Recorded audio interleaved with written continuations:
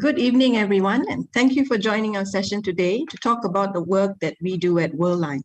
We hope at the end of this session, you will understand more about Worldline and the opportunities for you to grow with us. For those of you who are watching today, allow me to introduce you to our speakers who are with me. We have Everest Kwok, who is the head of software development at Worldline. Everest is here with us all the way from Hong Kong. Thank you, Everest, for joining in. Everest has more than 10 years of experience in technology services. His main focus is on digital payment products, project management, and service quality improvements. Everest also supports all aspects of product management activities and solution development for the company's financial products and services tailored to the APAC markets.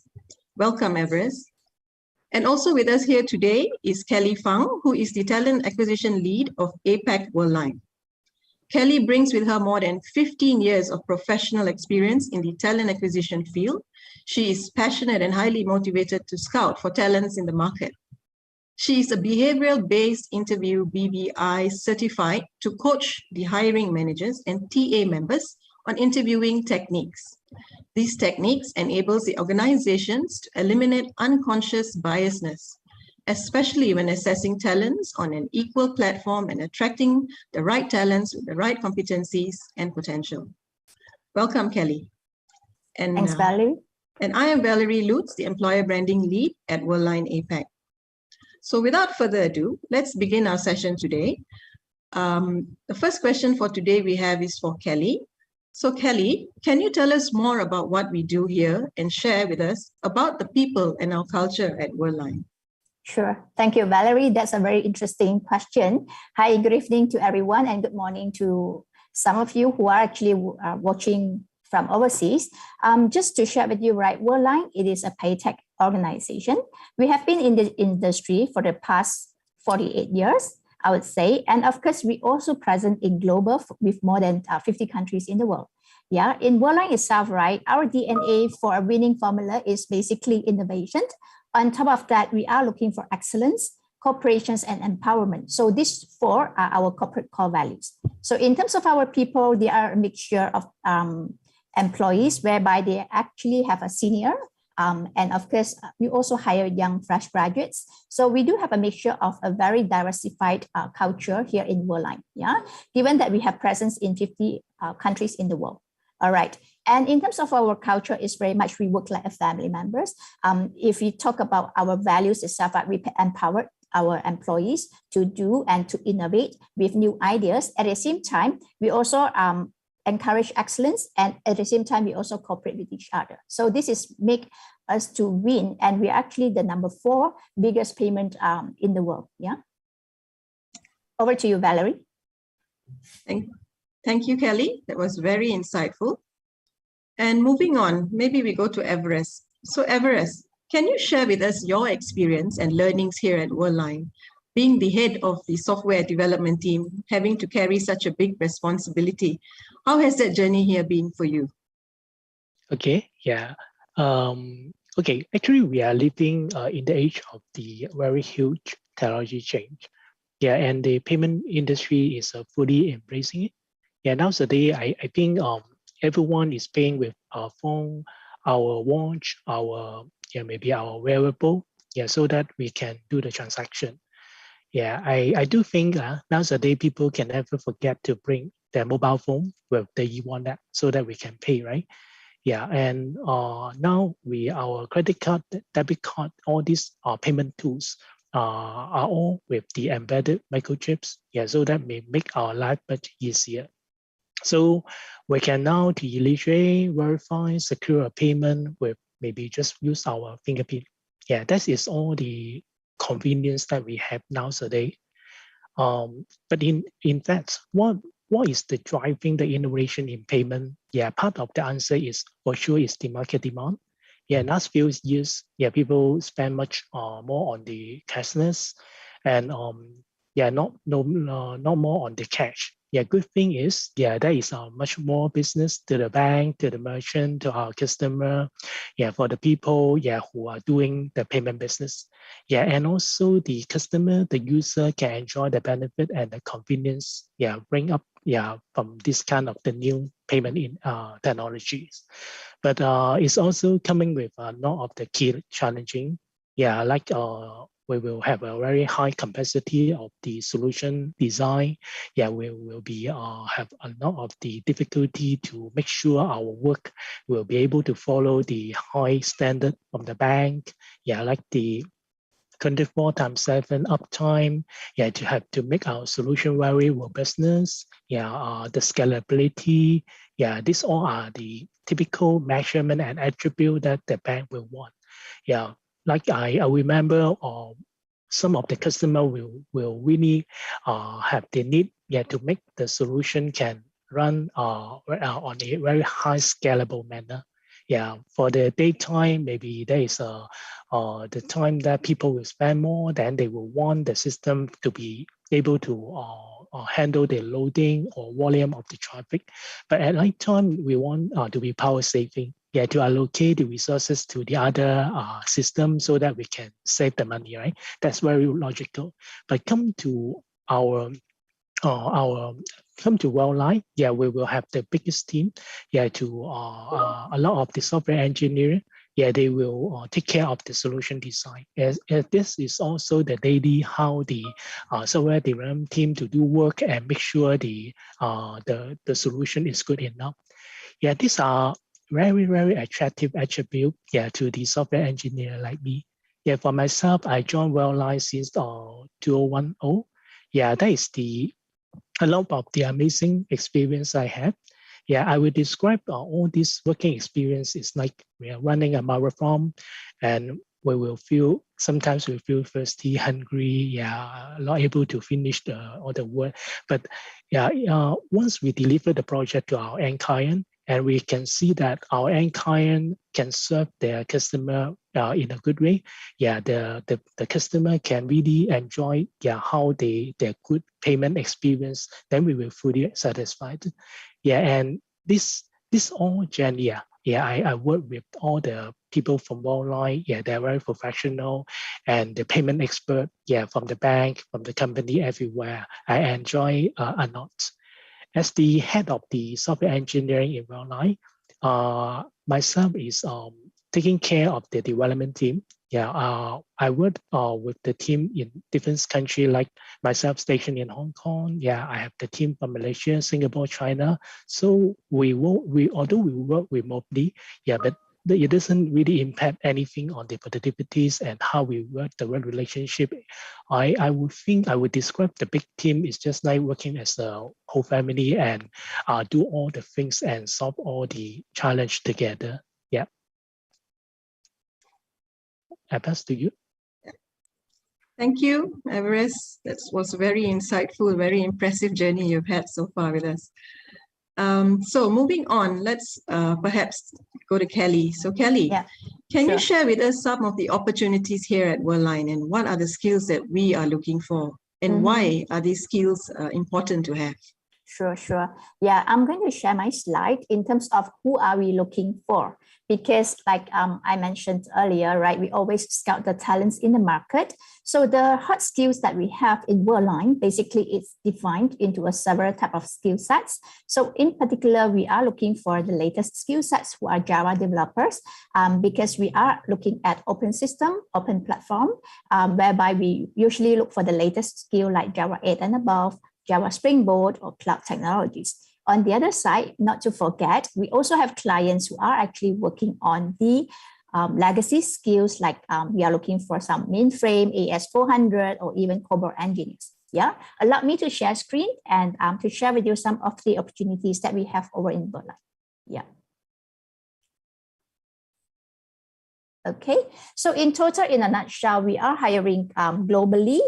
We are hiring more than 5,000 talents worldwide for this year. And of course, nevertheless, Worldline has actually been rated as one of the top employer in Europe for year 2022. Okay.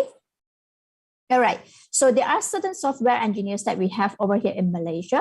All right, so far we are actually looking for different type of skill sets, but in particular, we are looking for someone who have the latest skill sets, or even fresh graduates. We also will consider on that. Of course, preferably with someone who have working experience in JavaScript. Yeah, so these are the general type of requirements that we are looking at for software engineers. On the other hand, we also have another type of opportunities, that is application support engineers. If you look at the skill set itself, right, this is something that we call the legacy type of engineers that we are looking at. Legacy skill like COBOL, RPG, Java, or C++. Yeah. So this is another set of opportunities that we have over in Worldline. Okay.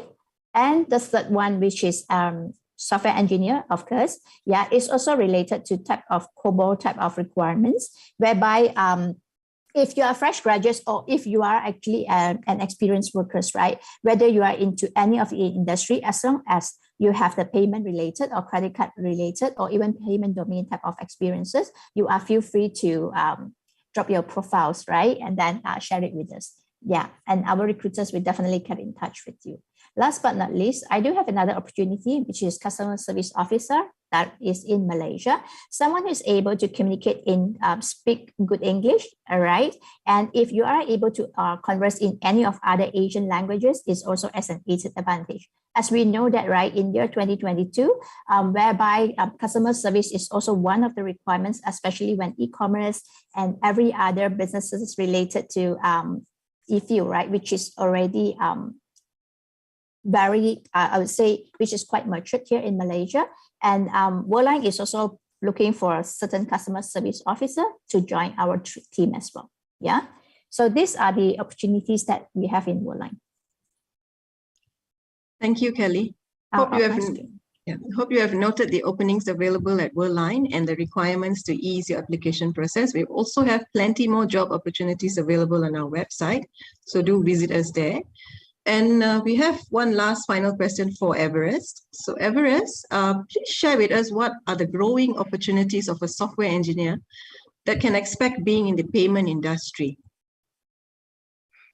Okay, for me, I think for the payment industry is keep changing. Yeah, it's very innovative. Yeah, in the way that everyone is trying, yeah, to brainstorm and think of their new solution every day.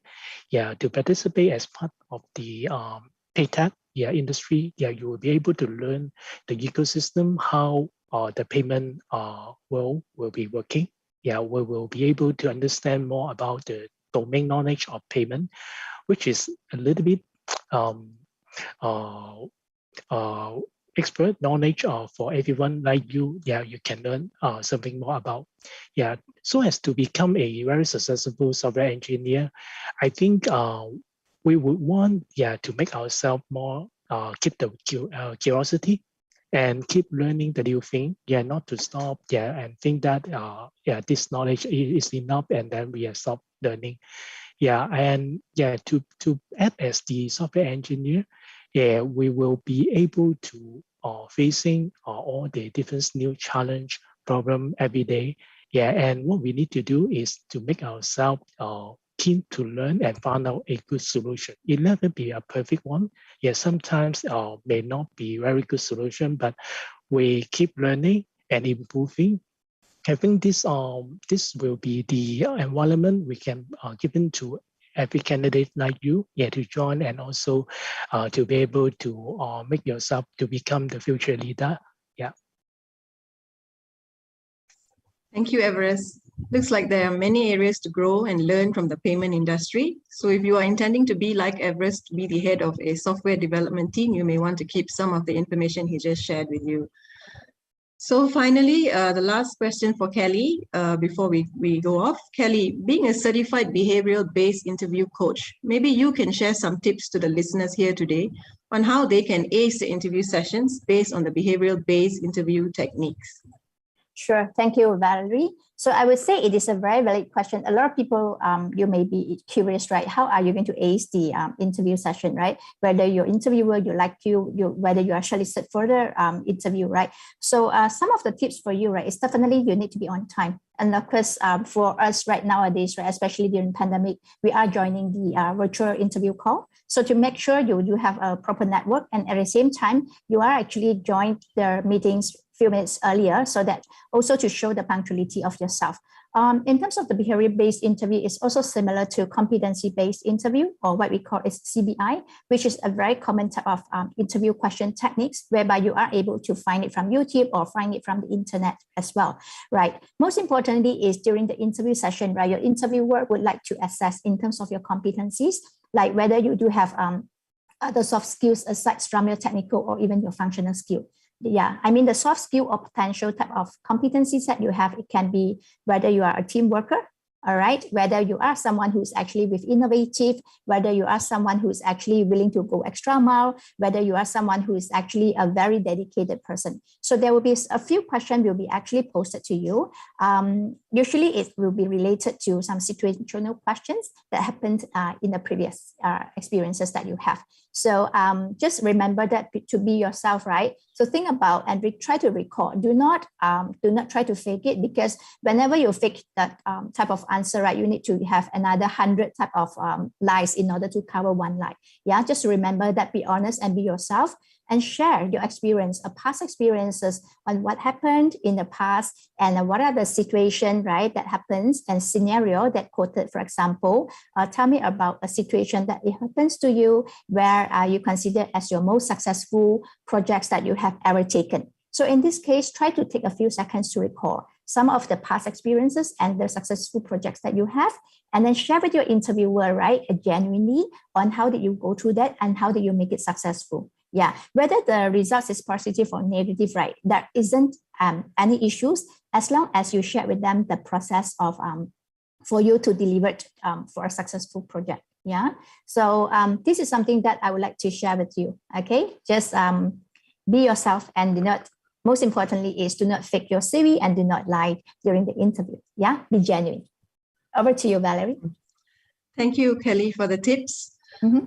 And I think we have a question before we close off. There is a question here. How's Malaysia doing in adopting cashless and digital payments today? Okay. Yeah. Yeah, maybe I take up the question.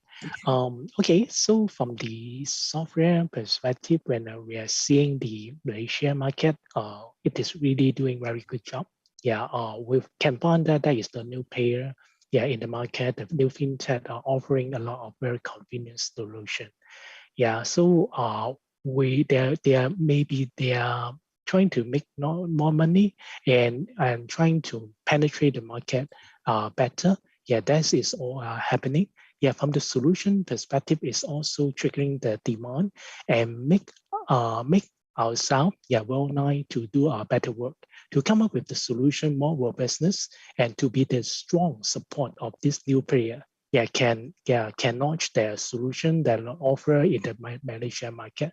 Take a few examples. Yeah, for the online payment, there is always need to very strong infrastructure to back up them to do the transaction. Yeah, for transaction, it will go through the authorization and some sort of the settlement job behind, right? So this the volume and the traffic actually will increase the capacity, and also much more factor for us to consider when we design and build a solution. So to me, it's good. Yeah, so that we are able to be the place to evaluate how good is our solution in Malaysia. Thank you. Thank you. We have one more question. The question is, will there be any coding or software tests that's needed to sit for part of the interview process? Okay. Yeah, maybe I also take up this question. Maybe I take these chances to also to share with all of you, how Worldline do the coding. Basically, Worldline, especially in Malaysia or APAC, we are mainly on the Java technology, Spring Boot. Day to day, we have the code development. We have pretty heavy workload and high expectation to ensure our good quality, so that we can deliver a very high quality solution to our client also. So for the coding, for the tools level, we are using the GitLab, and also we have the Sona group, to do the code review, and we would expect, the team member, developer, we are also following the good standard, like the OO, programming standard. So for the interview process, you will be having a Java assignment. So we will evaluate based on some of the good quality. Like, are we following the test-driven approach? Is it OO-driven? Not a procedural kind of the development standard, then may not be good. In the OO world. So yes. That's all. Thank you. Thank you. It looks like we have one more question. I hope we have time for this. Nice. The question is, what transformation can we predict in the next 3 to 5 years in the digital payment industry? Okay. All right. So I try to answer. We can think of it in different angle. We can think of from the technology angle. It will be the cryptocurrency, and also the blockchain will come into the market. So we are not just handle the traditional way to make the transaction, but also we have to take care about the security, how we are able to make sure our transaction is valid. That will be a lot of the counterfeit kind of the mechanism, to make in place to avoid the cyber security, the fraud transaction. Because when more people adopting the cashless transaction, then the security will really become the concern from everyone. From the software development angle, we will expect that, since the volume is crazily increasing, then our solution has to also adopt the new architecture, new way to make our solution more robust and cope with the volume. For example, in Worldline APAC, our solution are built on the microservice architecture. These are almost the de facto standard given from our group level, to guide us how to build a proper solution and launch and provide to our client. So so also we will be making it able to run on cloud, to leverage on the cloud technology. These all are the new trend, and we will think that more bank will be more accepting to deploy their solution on public cloud, or in the future, AWS or the other public cloud solution will be also possible. That will be the key trend with what we see. Thank you, Everest. We hope that Everest has answered all your questions. And with that, it brings us to the end of our session today. We hope that you have gained some insights from this session. For more information on the job opportunities at Worldline across 50 plus countries, do check out our careers page at www.worldline.com, or scan the QR codes displayed, and remember to like and follow us on LinkedIn and the Facebook pages. So join us today and come grow with us. There's still a lot more opportunities that we have over in Worldline. I think something that a lot of good selling point is that nowadays we have a lot of us who are actually continuously looking for improvement for ourselves, and at the same time we are learning. So Worldline, when you join us, we are actually not only providing you for some of the on-the-job training, and at the same time, I would say international mobility is definitely encourageable, especially like you have already heard from Everest, He is the head of software development, and then basically have teams who is actually spread around the North and Southeast Asia countries. And at the same time, we also have a constant meeting with our counterpart who is actually over in Europe and Middle East, and even in US and Latin America. So these are some of the overseas opportunities that we always provided for our employees. And at the same time, in Malaysia, lately we have actually signing off one of the MOU with one of our university here, whereby they will offer our employees with a very attractive discounted rate when our employees decided to pursue their studies, being diploma, master's degree, or even PhD. So do join us today, and scan and like us on LinkedIn and together with Facebook. Over to you, Val. So thank you, everyone. And till we meet again next time. Goodbye. Bye.